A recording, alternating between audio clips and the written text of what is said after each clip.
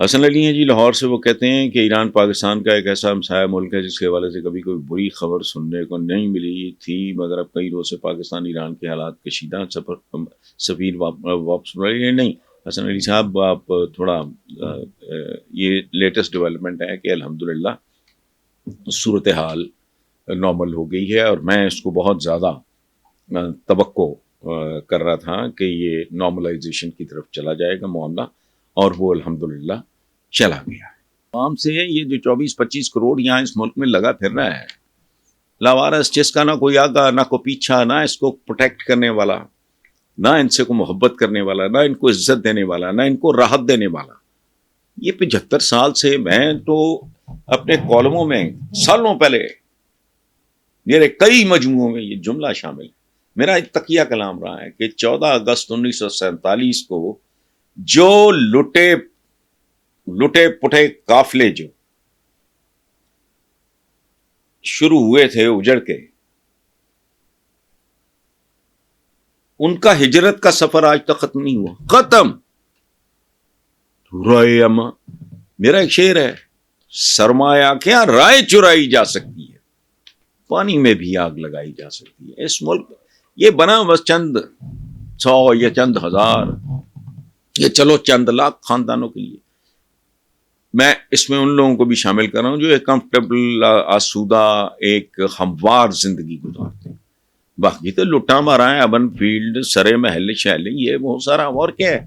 رائے دہی کے جو رائے عامہ کا قتل عام نہیں، وہ جہاں عوام کا قتل عام ہو رہا ہے وہاں ان کی رائے کا قتل۔ میں نے کہا نا، سرمایہ کیا رائے چرائی جا سکتی ہے، کیا ہے نواز شریف کا ٹوٹل کیریئر کیا ہے؟ رائے عامہ پہ ڈکیتی، ایک گمنام آدمی، نہ کوئی آگا نہ پیچھا، نہ کوئی پراپر ایجوکیشن، نہ کوئی بیک گراؤنڈ، نہ کوئی کچھ بھی نہیں تھا۔ جاؤ لگنے پکڑا، چمٹی سی لا کے بٹھا دیا، اس کے بعد چل سو چل۔ اب وہ 5ویں بار بننا چاہ رہا ہے۔ 5ویں بار اس لیے کہہ رہا ہوں کہ شہباز شریف نہیں، وزیر اعظم بھائی جان ہی تھے۔